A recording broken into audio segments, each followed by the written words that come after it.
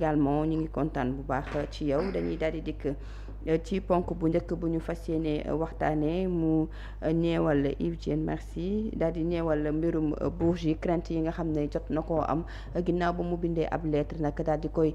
jox ki nga xam ne moo di le président de la République Bassirou Diomaye Faye daal di dikkaat bu baax ci li nga xam ne moo di réew mi jafe-jafe waaye tamit crainte yu mu am mu bind daal Babacar j'ai peur pour le Sénégal. J'ai peur effectivement ni nga ko waxee maanaam tiitaange moom la am ci Sénégal noonu la ko fësalee. loolu na jot na caa bokk lu bari lool loo xamante ni daanaka moom la indiwaat di ñuy xibaar ne moom daal guddiñ toll ni témbe la mu nemmeeku mooy wuute na ak li nga xamante ni daanaka mu ngi ko doon xaar ci biir Sénégal rawatina doxalin yi nga xam ne daanaka waroon na cee mën a am ba tax na boole na ci ne justice bokk na ci li nga xamante ni lu ci baree bari moom jot na kaa lim ci wàll gi ndax jàpp na ne aussi foofu lees war a mën a xoolaat la ko waral bokkee na ci ne la mu gis muy dox fu mu toll nii ndax lu dem ba méngoo jikka ne dafay mel ni maanaam payantu la ñu fas yéene jël daal di koo teg ñëwal li nga xam daanaka moo di mbir yi di doxee mu daal di ca toftal également aussi li nga xam daanaka moo tukkee ci wàllum politique naa ne tey jii esprit gi nga xam ne jot naa dellu si waat mooy dafa mel daal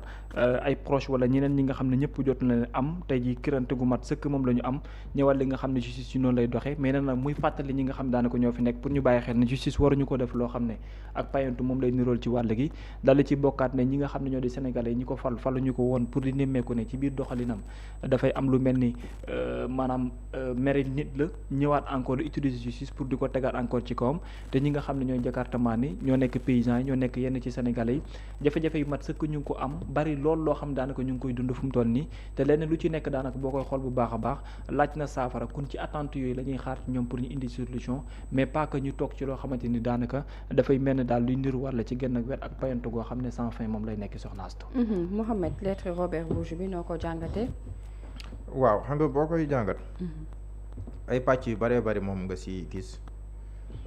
benn dafay ñëwaat si moom day wax rôle bi nga xamante ni aussi joué na ko si jafe-jafe yi nga xamante ni Sénégal dundoon na ko diggante mars 2021 ba 2024 di si mujjee xaw bu weesoo foofu noonu ñëw si moom jàngat bi muy def si la situation juridico-socio-économique du pays. jàpp ne fu mu toll nii mbir yi dafa tag ñëwaale si situation économique bi ak wàllum social ak licenciement yi nga xam te ne jàpp na ne am na si yenn kuréel si rapport ak yooyu moo tax mu ne dafay alerter mais man bi ma liiree son texte su ma juumul au mois d'avril passé wala lu ko gën a yàgg su ma juumul sax au tout début bii fi ñii di toogaa toog daanaka quelques mois après waxoon na lu mel nii am na nu mu ko formuler woon waxee woon na que j'ai peur mais c'est à peu près le même sens que li mu waxaat nii c'est comme s'il répétait ce qu'il avait dit qu'il avait peur pour le Sénégal et il y a de cela un an wala lu ko jege en tout cas beaucoup de mois waxoon na il avait peur pour le Sénégal wax na que la voie empruntée à l'époque par le président Bassirou Diomaye Faye et son premier ministre Ousmane Sonko était une voie dangereuse loolu la waxoon et des mois après la mu doon wax ci ay craintam yëpp booy càmbar li xew Sénégal quand même jàpp ma ne crainte yam waxoon xew na Sénégal une posture alarmiste boo xam ne nii jàppoon leen ne boo ko liiroon jamono jooju da ngay jàpp ne Sénégal si jamono jooju mbii coog mbaalo wala nga jàpp ne Sénégal on est en train de vivre pire que li nga xam ne ni moom la ñu dundoon te tamit les mêmes daanaka avec les mêmes mots avec voilà le contexte qui diffère un peu après dialogue moom sama gars si biir lettre am bi qu'il a délibérément voilà quoi choisi d'adresser cette lettre au président Diomaye Faye son premier ministre juste après le dialogue parce que nangam mais loolu dem sax ba wax ne que président Macky Sall sax demoon na ba koy mere dafa dem sax ba mettre en péril xaritawam ak président Macky Sall bii jamono kii parce que da doon recevoir ay membres passifs. donc pour dire que boo koy lire lu bari nga jël li muy wax nga méngale ko la réalité concrète fii nii au Sénégal si li ñuy dund jàpp naa ne comme yàlla ak yàlla. donte ne Sénégal ñëpp xam ne il y a des difficultés économiques ak yooyu loolu ñëpp ko xam maanaam loolu dama si génne loolu mais li ñuy waxee maanaam cette mesure cette posture alarmiste bi nga xam te nii booy lire da ngay jàpp ne Sénégal mi ngi dund benn mbir boo xam ne ni chasse aux sorcières moo fi am vengeance moo fi am justice aux ordres moo fi am. waaw parce que jàpp na ni moom justice bi dañ ko politiser te war nañ également ñi nga xam ne ñoom ñoo ñàkkoon seen bakkan lu tolloog ci 80 personnes aussi nee na amnistie bi aussi tamit war nañ ci jóg yooyu yëpp bokk na ci li mu àdd. waaw mais man gis moo fi une justice aux ordres man li ma fi gis xam nga justice moom bu rendre une décision ku nekk mën nga ñaawlu mën nga rafetlu mais su ma joxee misaal Cour suprême ma joxoon dëgg Jean-Michel Sène dans son bras de fer avec l'ARCOP même Cour suprême boobu la ab ministère de la communication ci war ndogal si benn entreprise de presse Cour suprême boobu ne ministère de la communication li nga def tegoo ko si yoon maanaam même Cour suprême bi moo joxe ndogal bu arrangé ñee démb tey ji mu joxe ndogal bu leen arrangé wu kon defe naa noonu la justice doxee bu nekkee ne wàllum pénal boo gisee ñu ngay àtte ay nit ñoo xam ne nii dañoo favorable au pouvoir yenn saa ñu condamné leen yenn saa yi ñu àtte ay opposants yoo xam ne nii yenn saa yi sax ñu bàyyi leen ne leen defoon nañ dara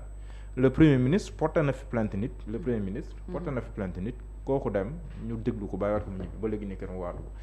léegi nag ku nekk mën nga jël angle léegi nag mën nga ne par exemple pourquoi kii sur les mêmes faits diffusion de fausses nouvelles par exemple ñu yóbbu kii instruction kay ne ñu yóbbu ko flagrant délit loolu nag ku si nekk war nga si mën a appréciation mais de manière générale man su may comparer li fi xewoon si wàllum justice ak li fi xew tey jii si wàllum justice mun naa wax ne que am na ay bas yoo xam ne ñu ngi koy def mais la justice elle est éternellement perfectible du ma ne tout est parfait lépp kii mais quand même je vois que am na ay avancées yoo xam ne nii am na si wàllu woowu mais loolu boo ko méngil at booy lire texte bi at li nga xam te ni moom lañ siy wax da ngay naan mais am na sax benn passage boo xam ne nii bu muy waxee si wàllum endettement bi da nga jàpp ne di wax ne c'est diamétralement opposé ak la réalité. di wax ne non li mu wax sax man ça m'a fait tiquer parce que bu nekkee dafa ne nguuru Sénégal la gouvernance patine l'économie chancelle les partenaires se méfient les institutions financières reculent et pendant ce temps le pays s'endette à un rythme effréné parfois même sans vérifier l'origine de ces fonds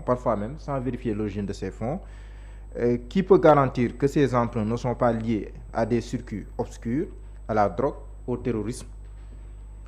ou au blanchiment d'argent? Personne. Mais man ce passage-là de son texte ça m'alerte parce que jàpp ma ne nguuru Sénégal dina leb de manière aveuglée boo xam ne nii koppar yi muy leb mën na jóge sax ci ay circuits yoo xam ne ni nekkul circuit yu war a jaar wala nekkul koppar yu lew yoo xam ne ni war na koo mën a financer son développement wala yu mel noonu. jàpp ma ne benn état waxuma sa état du Sénégal jàpp ma ne benn état buy xeex am fi ay kuréel yoo xam ne dañ koo teg pour lutter contre le blanchiment de capitaux pour lutter contre le financement du terrorisme ak yeneen am corps de contrôle bi nga xam te ni moom moo épinglé woon ñoom Farba Ngom am CENTIF. am yooyu noonu yëpp ñuy dute si naan est-ce que état du Sénégal la muy leb ndax nekkul sax koppar ay drogue wala yu mel noonu man pour man ce passage là de son texte là lii daf ma alerté particulièrement pour dire que pour ñëwaat en résumé pour man amul situation bu nu mën a dund Sénégal ku nekk nag mën nga alerter ak yooyu noonu mais comme moom ni nga ko waxee soo lire son texte les mots utilisés ak tempo bi nga xam te ni moom la ko teg bu ma koy méngale la réalité man pour man c'est trop alarmiste pour ne pas dire autre chose te itamit dafay mel ni day am kuy wax pour jéem a positionner waat en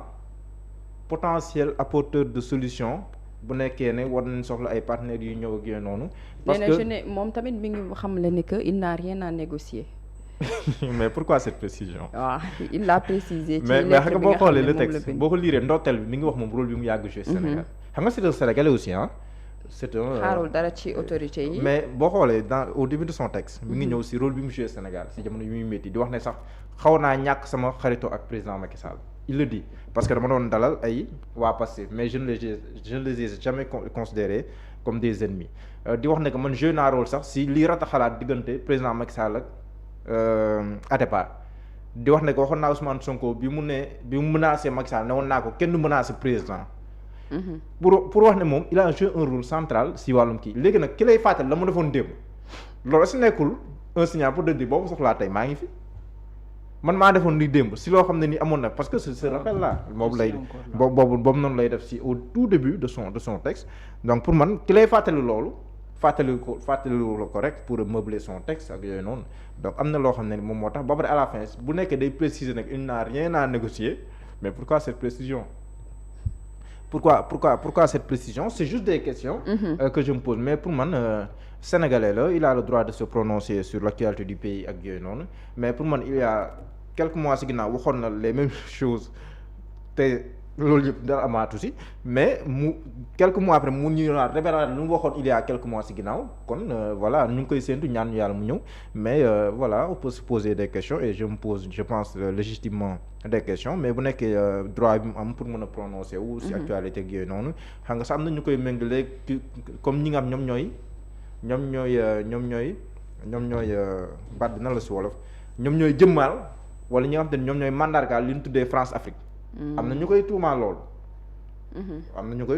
Waaye man nag du ma àgg foofu, waaye defe naa ne daal ni mu waxee les partenaires reculent ak yooyu noonu, c'est vrai FMI ak yooyu noonu ñu ngi téyewoon ni seen loxo en attendant, mais yooyu noonu yëpp war ñu yóbbee quand même ñuy def yenn kii alarmiste yi nga xam te ni aussi jàpp naa ne aussi méngoowul ak la réalité concrète au Sénégal. Babacar, lettre bi ban jàngat nga ci am? Balaa dara da ngay door par dire que ne ci ñaari parti moom ngay xool langage de vérité ak langage bu nekkul vérité. Comme également nag sunu yarin daf ñoo may yenn kàddu yi duñ ko mën a yëkkati foofu nga yema ko, parce que boo lire dans l'ensemble di nga gis ne malgré joxe sa xalaat te mu légitime ku ne war koo mën a am, mais ci gisin boo lire di nga xam ne lii mën na nekk dëgg, lii mën na nekk safaan ba. Lu weesu loolu nga commencer d'abord par nga ne da nga am xol boo xam ne dafa diis lool, mais esprit bu tranquille par rapport ak li ngay bind yëpp. Ñun ñu am benn perception esprit bu libre. Esprit bu libre. Yaa ngi dégg. mooy léeg-léeg nga xamante daanaka mën nga ko nemmeeku mooy au Sénégal bu ñu xoolee de manière générale ñun perception moom la ñuy am par rapport que mu nekk justice, par rapport que mu nekk leneen ak leneen. Nga imaginer nga ne est-ce que nit boo xamante ni daanaka yaa nga fële toog ndax mën nga am perception boo xam ne bu jéggile bi nit ñi am à l'intérieur même de cette nation. Ndax lu mu gàtt Sénégal fii la ñu fekk, et quand on se réclame ami du président Macky Sall, quand on se réclame, je le répète, ami du président Macky Sall côté justice, pour man en moins d'1 an war nga mën a bañ a am gàcce pour di ko interpeller en toute sincérité, qu'on se dise la vérité quoi. Bu fekkente ni kon dañoo nekk dans une nation boo xam ne côté justice vous vous réclamez, je parle pas de partisan, mais je parle d'un ami. Vous vous réclamez étant ami boo xam ne yow sa légitimité ak sa tolluwaay may na la nga ne amuloo problème wala amuloo frontière pour discuter avec qui que ce soit rawatina sur certaines questions, mais pour justice la war nga mën a am problème war a mën a am gàcce pour di ci wax, compte tenu de ce qui s'est passé par rapport ak récemment. Ça doit même pas faire presque ay 1 an wala ay quelques lay war a mën nekk, mais quand vous êtes dans une nation en toute sincérité ba pare dinaa ñëw sax ci chute bi parce que yooyu yëpp yite, mais nga ne yow daanaka da nga ne Sénégal problème justice moom la ñuy waxee. ñu nemmeeku depuis presque moins d'1 an que ne am nañ justice boo xamante ni maanaam mu ngi ci tànku di interpeller une personne bu nekk ak un parti au pouvoir, mais di am également cour boo xam ne mu ngi à l'intérieur du pays di jël décision muy nekk dans l'exécution, jël une décision bu dul arranger nguur comme di jël beneen bu dul arranger également opposition. Et loolu lu ñu nemmeeku la en si peu de temps. Ñu nemmeeku fi dans le passé une décision de justice bu fi wàcc ci même état bi ci même personne bi nekk sa xarit ngeen sekk yenn discussion yi ci lu bare ci justice par rapport à ce qui s'est passé durant des années, wax nga wala waxuloo, mais après quelque peu de temps bu ñu xoolee ne yow justice boobu ak perception boobu sénégalais amoon ci moom jëmale ko lu ci bare fànq na parce que le contraire la ñuy gis. Je pense que ne dans ce sens sa interpellation mënoon a dem ci yeneen yu bokkul ak bi nga xam ne ki ngay xaritoon justice am bi mu fii ne perception bi ci nit ñi amoon c'était extraordinaire et très grave même. Beneen bi nga xam ne dina ci bokk parlant des questions tey dette la ñuy wax, tey empreinte la ñuy wax, ay partenaires la ñuy wax ak yeneen la ñuy wax. Quand vous dites que ni ne pauvre du dundal pauvre, il fait allusion à quoi? Pauvre du dundal pauvre. Du joxe emploi. Par contre riche mën dund riche ba pare créer waat emploi. C'est-à-dire que fii tout politique wala toute personne boo xam ne da nga nekk gouvernement yaay am sa politique d'orientation vis-à-vis de tes partenaires. C'est pas une obligation de dire que ni obligatoirement ñii ñoo war a mën a nekk say cible en termes de partenariat. Mais ñun lan la ñu njëkkee bi ñuy def ne moom la ñu tuddee comme ministère intégration africaine doog cee teg lan leneen ak leneen. Mais bon à un certain moment nan nga mën a comprendre yow nga ne ci même continent bi nga gis une organisation boo xam ne dafay ne ñi koy woowee CEDEAO mooy dem di embargo sa moroomu réew ca wet ga mu mel ni sa réew dafa am benn contentement goo xam ne ànd na ko ci pourquoi parce que bokk na ci ñi nga xamante ni validé nañ ko. Ça nous mène à quoi exactement question bi ngay posé wu mooy que ni CEDEAO tey am na appui yu certains chefs d'État pour condamner un autre État dans le même continent. Léegi après nga ne yow di nga bëgg mën a wut benn unité au sein de ton propre continent bëgg dem bay ji ko à l'international fii du ay question que ni dañuy dem di lëkkaloo wala di joxe ji la wala di serrer ji la main wala di voyager à travers des pays d'Afrique parce que ces pays d'Africains là dañoo nekk ay pauvres mënuñu apporter dara c'est archi faux amul benn partenariat avec un autre état bu mënul apporter benn réew amul parce que li gàtt ba gàtt bu dul dara sax rien que dem ci benn réew pour saytu ji xool sa doomi réew yi nañ fay dundee rek laaj na sax état ci jëm boppam ak ay nitam ñuy déplacer pour dem fa waxatuma daan nag s'il y a des choses yoo xam ne daf leen lié ci lan wàllum échange ak wàllum commerce il y a pas de pauvre devant un autre pauvre non question de souveraineté la question d'appui la question de confiance la ak question de lan la maanaam bay benn coordination boo xam ne lu mu gàtt-gàtt mën na souder un continent de sorte que seen force ñu mën ko unir ba taxaw ci li ñuy wooye véritablement une unité africaine mais kenn ku ci ne également dem de bay ji sa intérêt ci keneen s'il y a des gens qui sont là capables de quoi d'ouvrir des portes ou bien lan di yombalal naan kaay kii nga war a lëkkalool wala kële nga war a lëkkalool mais demal dem toog ku la soxla dina la woo ku la soxlawul woowul la su wéri na da nga toog lu yàgg-yàgg kenn interpellé wul la parce que looloo nekkoon sa liggéey demal wuti ji ko ci feneen y a des possibilités comme ça par contre ñun kenn ku ci ne ci ñun man jàpp naa ne xam nañ exactement fan la ñuy taxaw te bu dee question de crédibilité pour mën a ubbi yenn bunt yi kenn ku ne mën na ko on est dans une nation dafa nekk ci ab problème oui que kenn ku ne na joxe avis mais li nga mën a apporter as tuut lu baax dee ko indi nit ñi di ko xam kenn mënul dëkk ci saltel jàpp ne dinañ la jox crédit c'est impossible parce que au quotidien lu mu gàtt-gàtt am na luy baax loo xamante ni lees war a mën a wax la bu dee da nga jàpp lu négatif kese la ça c'est ton problème et toutes les personnes yi amoon capacité wu di ibbi ay buntu parce que des opportunités dafay offrir ci ñoom aujourd'hui mais toutes ces portes là bu fekkente ni dafa fermé wu mais allez chercher d'autres solutions mais faut pas penser que ne oui bay mën a la charger kese moom mooy tax que une solution mën na judd ça marche pas comme ça y a des nations yoo xam ne dañoo def choix di ko opérer seen diggante ak yeneen réew parce que dañ ciy gis ne lii moo leen ci mën a jëriñ yow boo gisee le contraire yow la yitteel par contre man constat bi ma gis ak ni ma nemmeeku y a une justice qui a changé au moins am na beneen devenir aujourd'hui jusqu'à ce que may dox nag avec le temps bay gis ne c'est le contraire su boobaa mën naa ci wax mais mënuloo toog fële am loo xam ne amoon na fi dans le temps parce que nit a ko doon def tu te réclames ami de cette personne aujourd'hui au moins mu am benn perception boo xam ne mu ngi wàññeeku nga bëgg ñu gëmloo ne toujours ci même tempo bi la ñu taxaw c'est archi faux. Mohamed bu weesoo loolu wàllum économie daal dina ciy dikk wax également licenciement yi nga xam ne nemmeeku nañ ko ci yenn entreprise yi waaye wax na ba tey aussi bu weesoo licenciement yi wàllum endettement mais aussi wàllum diplomatie tamit bokk na ci li lettre bi kàddu yu mu ci bind. waaw mais xam nga lépp finalement mën nañ koo def rek si cadre nit ku def une analyse de la situation du pays am ay conclusions yoo xam ne ni aussi moo nga si tiré par rapport ak yow éléments yi nga am peut-être moo tax ma ne la am na si loo xam ne ni aussi c'est une réalité concrète boo xam ne ni am na fii mooy la situation économique qui est difficile fii nii Sénégal loolu moom c'est indéniable c'est une réalité ak tamit voilà boo xoolee les sources de financement yi ñu doon amee ci FMI ak Banque mondiale aussi na nga koo ajandi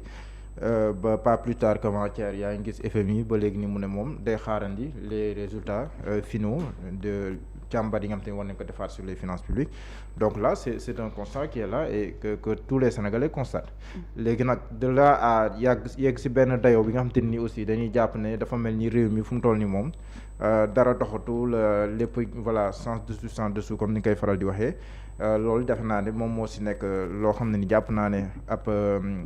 man gisewuma noonu jàpp naa ne am na lu ci xaw a ëpp tuuti par rapport à la réalité mais voilà ku nekk aussi mën nga am une vision de une analyse de la situation du pays ñu mën la koo nangul. Babacar wàllum économie diplomatie également wax na ci. waaw ci côté finance ak ci côté diplomatie dafa am ay refondation yoo xam ne pour man yu ci bëree bëri laaj na ko refondation Mohamed mën na moo témoigner on est là toog fi ak nga xam daanaka moom moo nekk l'exemple de l'ancien directeur de cabinet su ma jumul du président de la République en l'occurrence Mada bi nga xam ne mu ngi ñu doon expliquer et dans ce sens là lu ci bare bari lu ñu ignoré woon je pense que ni voilà ñoom seen jëm bopp xam nañ diplomatie Sénégal ani ñan ñoo ko yore woon ani ban cër moom lañ ci doon bàyyi parce que lu ci ëpp suñu ko waxee aujourd'hui yaakaar naa ne xel yi ci benn jëmm kese moom lay nekk dans le passé même si bu dee ne président de la République ci jëm boobu moom moo yor politique boobu mooy président Macky Sall la mais ci benn côté da ngay laajte au niveau des consuls au niveau des ambassades entre autres ani ban liggéey véritablement ñoom moom la ñu exercer de sorte que ci côté diplomatie lu ci bëree bëri ak accord président de la république wala apport am mën nañ ko ci bay jëmale ko ci waar googu noonu je pense que ni lu mu gàtt tey avec le temps dinañu observer pour mën a xam mais il est très tôt pour nga mën a am benn jugement boo xam ne mën nga ko perte tey jëm ci wàllum diplomatie ci nguur goo xam ne mu ngi doog a yegg si en une année la di nga jéem a xool yota par yota ani ban reconstruction moom la ñuy indi ak ci côté relation te tey boo xoolee bu baax tànk yi ñuy dox doore ko d'abord par li ñu duppee seen ministère bi nga xam ne wàllum international moom la yitteel mooy lu jëm ci wàllu intégration africaine je pense que ni c'est bien beau de voir à l'intérieur même du continent commencé nga bay waar boobu de sorte que tey je pense que ne dina la permettre lu baree bari nga mën ko dooree fi nga xam ne foofu la war a mën dooree avant ngay dem di ko wuti ji feneen parce que faut pas exclure que ne dans le temps mën nañ nemmeeku ni y aura beaucoup de voyages également en Europe en Asie entre autres c'est pas encore arrivé mais il y a beaucoup de questions qui se posent là c'est légitime on peut bien comprendre mais beneen bi gën a am importance mooy ci côté finance la il y a des choses yoo xam ne daf ñu dab la il faut ñu delluwaat ci postulat bi pour mën a comprendre quelles sont les raisons yi tax ñi agsi tey ci conséquences yi nga xam ne ci la ñu nekk y a des réalités Cour des comptes moo génn def benn mbir te avant Cour des comptes c'était lan le gouvernement qui avait parlé il y avait des doutes là-dessus parce que dañ ne li gouvernement bi ni di wax dafa am ñoo xam ne ñoo yellool ñoom ñoo ko war a mën a wax après Cour des comptes ñëw def la confirmation mais option bi ñu def mooy lan accepter parler haut et fort de manière visible et audible pour nit ñi xam ne y a une réalité boo xam ne waxuñu ko woon lu am la ñu ne lii kat doo leen ko defee il y aura des conséquences yi ci topp ji il y a des conséquences oui aujourd'hui je pense que ne notre nation mu ngi assumer conséquences yi fi mu toll yeneen yi ci toppaat fan ak fan la man mënumaa gëm lu mel noonu quand je vois le Sénégal dem tey di lever ji fonds soxla benn somme bi am presque quintuple bi wala mu am presque lu ko ëpp problème la moom laay am may gis chaque jour que jëfee presque des communiqués yoo xam ne dafay génn des partenaires di bàyyi ko ca bitim réew ñëw Sénégal pour def des propositions pour def des investissements mënuma gëm ne loolu donc am na marché boo dem pour lever ji ay fonds tapaat problème pour def ko benn problème moo fi taxawaale gum bu tax ñu nekk di wax et ça se comprend mooy lan FMI bi nga xamante ni tey jii dafa jël loxoom téyegum ko pourquoi parce que y a une enquête boo xam ne war na mën a am à travers des chiffres loolu ça se comprend léegi après na avec le temps ci ngay xam ne option bi nga def moom moo juraale conséquence bu mel ni te kenn la yitteel FMI la mais beneen partie également am na loo sëkk ak ñeneen ñoo xam ne chaque jour que jëfee mu ngi nekk dox comment on peut parler des questions de problèmes dans le cadre des finances et des partenariats donc je pense que le sens boobu noonu tamit booy xool bu baax même si on peut dire que oui c'est vrai il y a un point de vue qui est là-dessus am na loo xam ne lu ci bare bari lu ñu war a mën a xoolaat la bu baax ci lan mooy point de vue nit nu ne moom la koy joxee mais ak lu ci mën a am nay tegu ci fànn boo xamante ni kenn du mën a laax ne lii dëgg la wala du dëgg et je pense que ne une nation boo ko bëggee dimbale c'est vrai oui je suis d'accord mën nga di joxe sa point de vue di wax ci ndàngama ndàngam parce que pour dul dara interpellation lay nekk de plus mais par contre bu fekkee dafa am lu ko ëmb loo xam ne lu ci bari lool dañoo mën a jàpp ne li dëgg la am du dëgg su boobaa dafay jouer ci benn fànn boo xam ne lu dëppul ak yoon lay doon parce que dañuy dem ba jàpp ne ci sensu manipulation lay mujjee nekk dañuy daal di dikk ci beneen